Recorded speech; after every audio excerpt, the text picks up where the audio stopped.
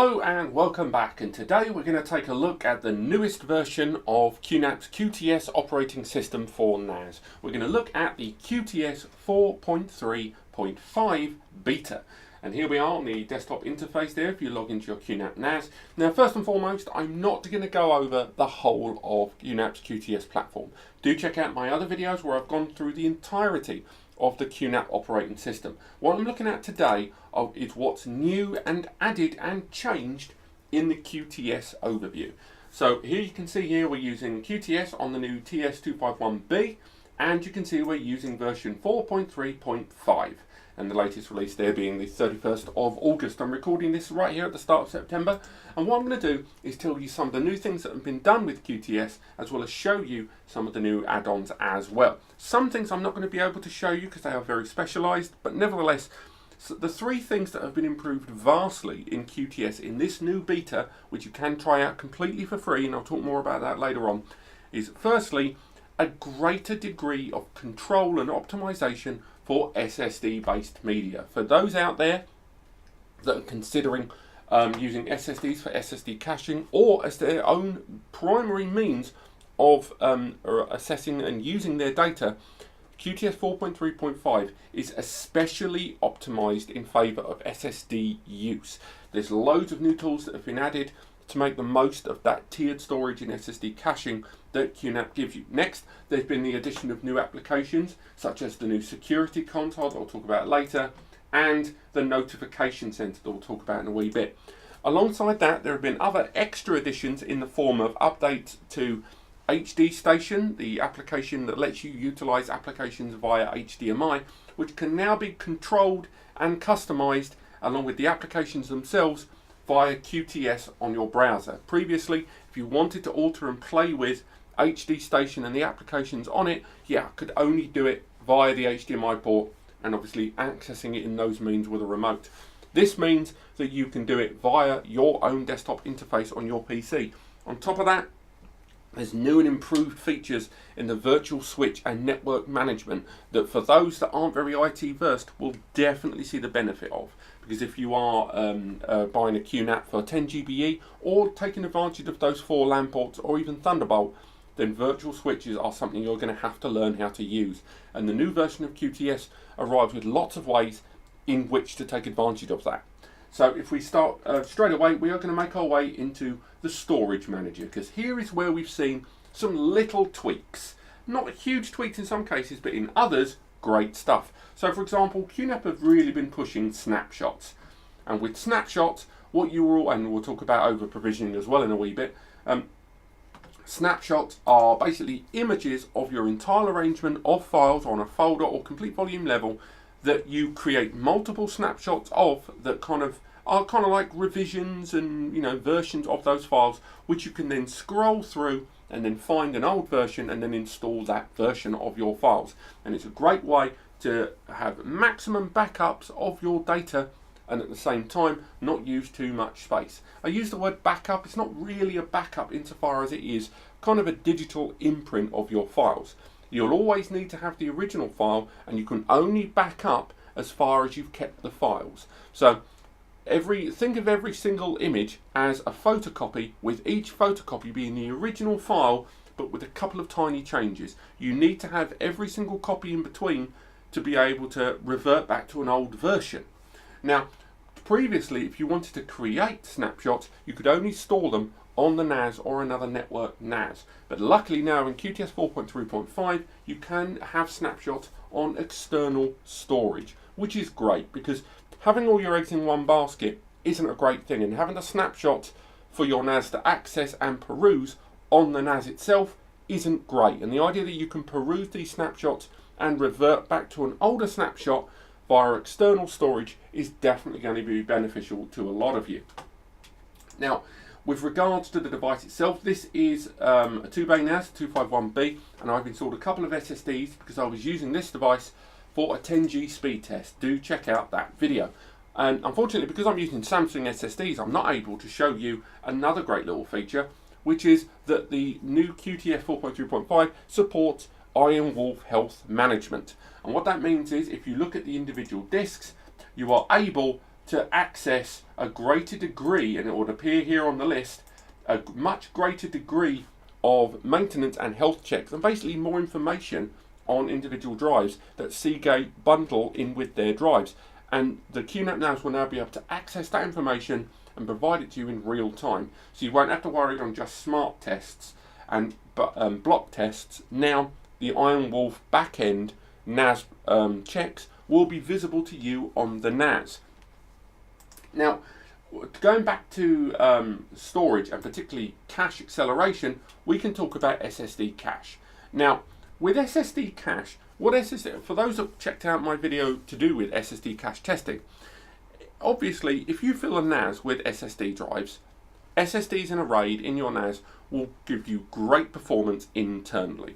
The external connection, be it 10 GBE or 1 GB or whatever, will dictate the external speeds, but internally a NAS fully populated with solid state drives will have great read and write speeds, but cost significantly more. If you fully populate a NAS with hard drives, you will be limited to that hard drive speed internally.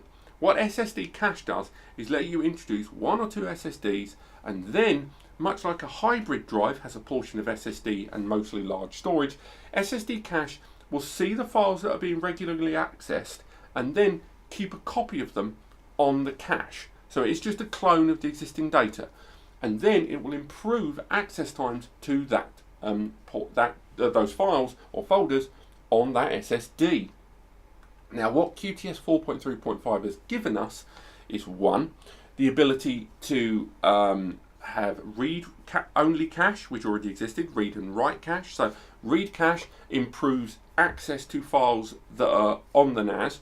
Read and write cache is when you've got 2 SSDs in a RAID 1 environment, so you get 50% of your capacity. And read-write cache improves both read and write speeds.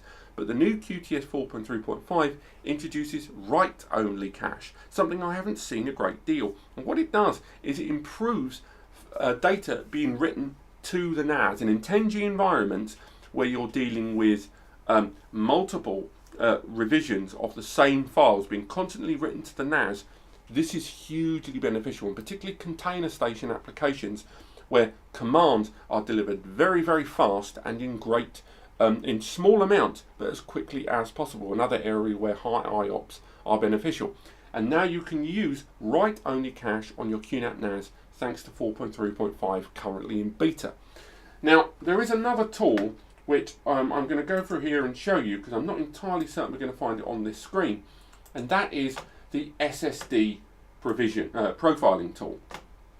Now, the SSD profiling tool gives you the ability to check an SSD that you've got installed on your device. Now, we're not going to be able to do it with these 2 SSDs I've got here because they're in a RAID environment, but it tells you what to do and why you would do these checks. But more importantly, once you introduce an SSD to run a check, and unfortunately, as I say, we're not going to be able to do it on these host ones that are our main drive volume, it will check the efficiency of those SSDs and lay the data out in the most efficient way possible. It will also take advantage of a system known as over-provisioning. Over-provisioning gives you the ability to basically earmark space on the drive and preempt anything whereby your IOPS are going to be lowered. You can just say this space is reserved for the SSD cache, and therefore not just try to take data as and when data capacity as and when you need it, as you see in the likes of thin and thick volumes.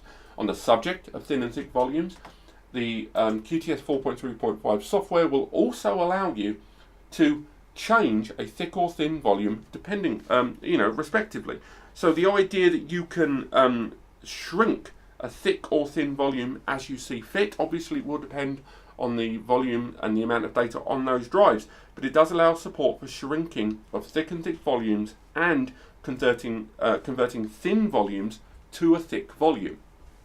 For those that aren't aware, a thin volume is when data space is taken up gradually as data is read and written, whereas a thick volume instantly allocates the full space of the drive for that volume without the need of slowly gathering the space and thereby creating one big round RAID volume. So again, normally you wouldn't be able to flick between these with such ease, but QTS 4.3.5 gives you that ability. Now there's lots of other tiny little fixes for the storage. They've done stuff there with, for example, SSD Cache can now, thanks to SSD bays becoming more prominent in NAS, in you get some NASs with 4 SSD bays or 6 or 8 M2 slots. They've now introduced RAID 5 and RAID 6 to the SSD Cache builder. And what that means is, and unfortunately once again we're not going to be able to show you on this particular NAS, but you can now use a RAID 5 across multiple drives. The benefit of course being, at the moment, or till now, if you wanted to have read and write cache on multiple SSDs, you could only use a RAID 1, RAID 0 or RAID 10, depending on the the cache type that you want. But if you've got 3 SSDs, none of those options are particularly appealing if you want read-write cache, and a RAID 5 or a RAID 6 will be hugely beneficial. QNAP themselves say that a RAID 5 on 3 SSDs and 4 and above will still give you the performance of a RAID 10, thanks to the SSDs having that great fast controller in the first place. And again, moving forward on the RAID, there is even now the idea that apparently you are able to much more easily remove a drive from a RAID. Till now, if you wanted to remove a drive from a RAID, you would need to physically pull the drive, and then the system would kick in a contingency plan to, using redundancy, maintain your data until you introduce a new drive. Alternatively, you would turn the device off and remove the drive. But now, thanks to the safe removal of drives, you can now remove a drive in a RAID and introduce a new one without the system freaking out, and therefore making sure the safeguards are done in advance of you removing the new drive. Something I'm looking forward to testing in future videos when QTS is in a fuller version. Now, moving away from storage, let's talk about the notification center, because till now, almost all NASs have something at the top right that gives you notifications. It just bangs out all of the things that are happening on your NAS, and typically they're incredibly complex. And I am talking about Synology and QNAP here. Both brands give you all the information, all the alerts and the errors, and there's loads of them. You can set it so that the alerts happen and you get SMS or email alerts, but for the most part, that's what you're looking at here is what you get. You can zoom in and get a bit more information and get the system logs, but even then it's quite technical and you can't really go in too deep. The notification center now in QTS 4.3.5 in beta gives you a lot more information. It's presented in a much more chewable friendly fashion, and moreover there are better ways in which you can be notified. So again, we can look at these and it tells you about the different ways you can receive notifications. You can set up customizable rules that are far more bespoke than the notifications that we've received before. So for example, you can now get alerts not just with SMS, so text in other words, or email, but now that it supports services, SMS providers. They're saying Nexmo, Twilio and Clickatel. Never heard of them, but presumably here in the UK they will support other brands.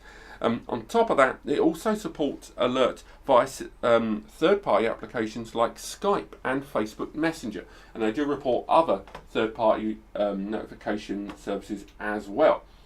So say we go for service and account. This is where we can link to a new email address as you normally would, SMS with a phone provider, instant messenger, when of course you're going to have to set that up with your MyCloud third-party cloud support, and a push service to the applications that already existed. But this is the one that's very interesting, the idea that you can pair it with your Facebook account, a company or personal, or a Skype. If you're a business that uses Skype to communicate, the idea that notifications can go to a Skype account is very beneficial indeed. The customized alert, you can do stuff where the alert notifications are truly bespoke. You can set it up that notifications happen with individual apps and actions within those apps. And on top of that, you can, so for example, if you have a system where one rule or one alert doesn't reach someone, other ones will take its place, and you can have a tiered approach there to how the notifications are received. So if we create a rule here, we can set rule 1, we can set it up so if we have a warning, we can have it include this warning and when we want it to happen. So we're just going to do warnings for now, and we're going to do a time range. We want this alert to happen between midnight and 9 o'clock when people are at the office, presumably. We click next, And from here, this is where we add the means and the recipient of what we want to alert. So all of these would be our standard warning alert, but now we can group them together and you can pair them up together as well. On top of that, moving away from that, we can have a look at the notification queue, and basically the overview being a great deal easier to read than the other one. You can set it up so if you've got a particular kind of alert, so say this one, failure to run security checkup, and I'll get to that in a second, we can now create an alert based on that. So rather than have to create one from the ground up, we can look at an existing alert and then from there, make our own alert based on something that's happened before, something that I've not seen another NAS vendor do so easily. Normally you have to either go with the ones they tell you to use, or even in this version where you can build your own alert, you'd still have to generate it and kind of preempt the error. This lets you see any error that may have happened and then set an alert. You can even set alerts for non-errors and just events such as access or an application being finished or a RAID being built, that sort of thing. So the idea of building a RAID that takes 18 hours, like a complex RAID 5 on 10 TB drives, it could be very handy to get a Skype alert to know that it's done. This gives you that ability. And again, they seem to be the only NAS brand that I know that have such a bespoke and quite easy, friendly, chewable notification center. Next, Security Counselor. It's an odd name, I'll be honest. I was quite thrown by the name, and what it is a way to the QNAP NAS and QTS 4.3.5 will go through your QNAP NAS and work out where exploits can happen. It will check where you need to run fixes, and it will also run malware and antivirus checks there in the background. And again, all of this is included with the device. So you'll go in here, we'll go straight into it, and it tells you where you're susceptible to infiltration, where you're susceptible to problems. So you can do general checks, we can do a basic security policy, and these can be altered and customized, as you can see. So if we do a custom security, and we can do a quick check where this will now do a complete health check of our NAS, where it will check all of these things, and of course we can remove them as we see fit and run a schedule so this check takes place over a certain time, or ran manually. It will check everything from the connections to the users themselves, and again it can do it will run the malware antivirus and malware removal tools as well. Once again, although other NAS brands, including QNAP, already have anti-malware and antivirus software available on their app centers, QNAP is the first to give you this nice security counsel, this one portal access point to run all the checks at the click of one button. Now, I touched on it earlier on, and I will wrap things up in a bit, but let's talk about the network and virtual switch interface. So we'll go into here, and this is where we've seen another change, because they've upgraded the way it looks. Now, I know you're thinking a slap of paint means nothing, and I've got to argue with you on that, because myself, I've been dealing with network attached storage appliances for a long time. So a lot of the words, a lot of the terminology, and a lot of the layout of network appliances is very familiar to me, as it will be to seasoned IT professionals. But NAS isn't only being purchased by seasoned IT professionals, it's being purchased by everyone. And these are people that do not know a lot about network infrastructure and IP protocol and dynamic IPs and static IPs and that kind of stuff that we all take for granted. What this new interface does is it makes everything easier to read. It lays out your network environment from the NAS and makes it a lot easier to comprehend what your device is doing. Now, once again, a virtual switch is when the NAS acts as a kind of traffic point to multiple connections at once. The reason QNAP has such an advanced network and virtual switch center is because a number of QNAP NASs are not limited to one LAN port on the rear. Some of them have 2 or 4 LAN ports, and indeed with Thunderbolt connectivity and Thunderbolt over IP, as well as 10 GBE connectivity, there are a multitude of ways in which a NAS is accessed by different users, and each one of those access points has to have its own identity. because the last thing you want is the device getting confused when you want to use a 10 GBE port and it gets it mixed around with a 1 GBE port. So a sophisticated virtual switch, which acts in the same way that a physical switch delineates traffic, is important. And what happens, as you can see here, it's going to give us a quick tutorial there.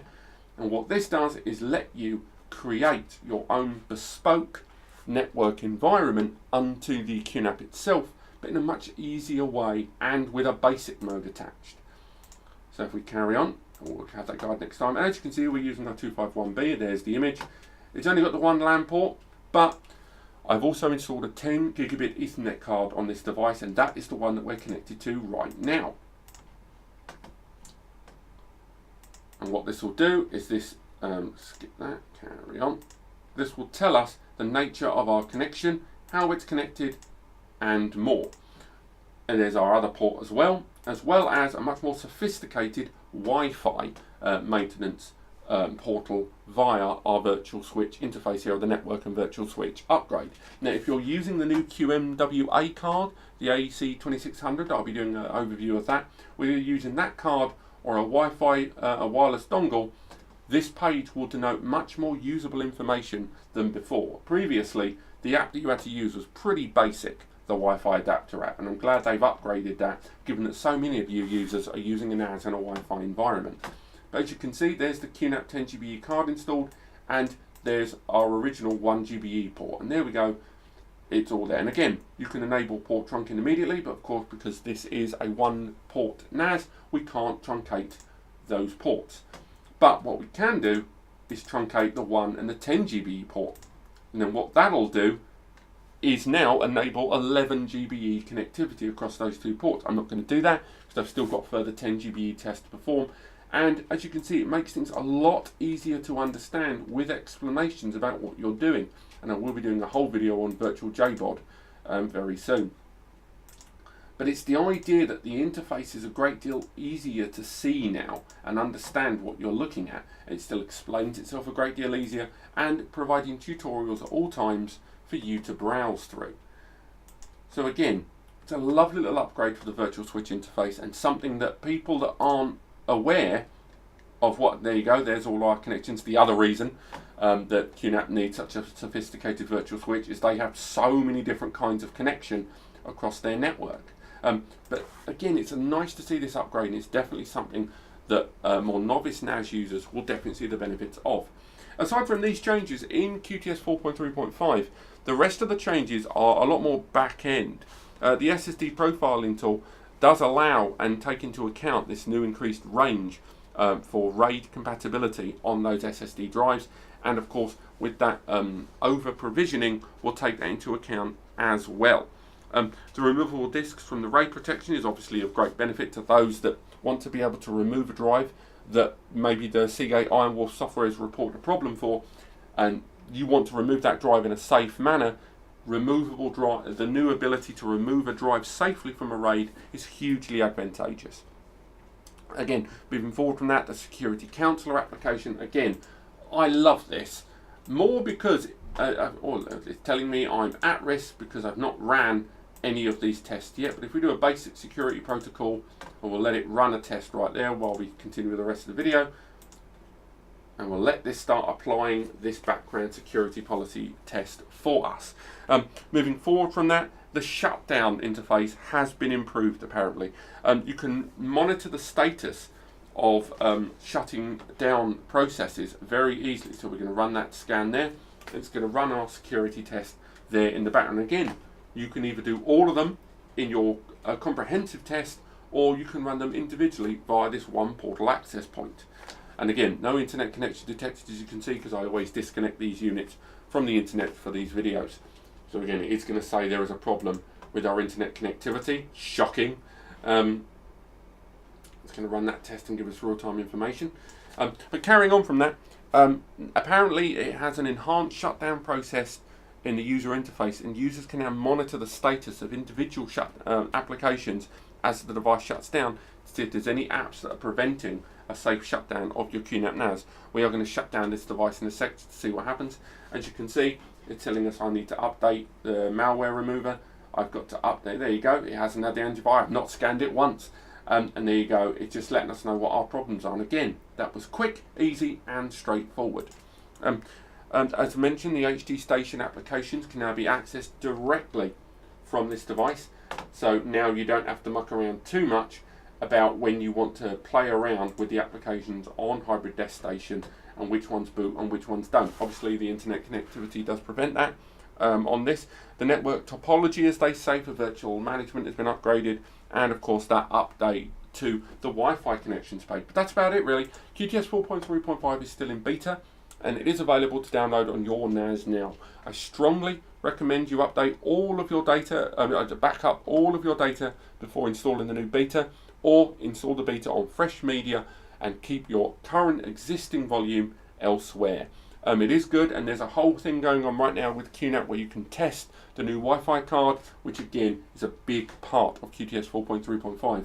But while we shut down this device, so have a good look. We want to shut down this server. Shutting down. And by the app, we can see, and there we go, we're seeing which applications are still running, and this will give us real-time information about what things may or may not be stopping this device powering down. There shouldn't be any problems, but then it's great to see each of these apps, much like when you shut down a Windows 10 machine, just letting you know what's happening. Synology you could really do with this, by the way. But nevertheless, that has been QTS 4.3.5 in beta. If you've got any questions, do let me know in the comments, and I will be doing further tests on that SSD profiling tool with a much larger NAS soon. But otherwise, thank you so much for watching, and I'll see you next time.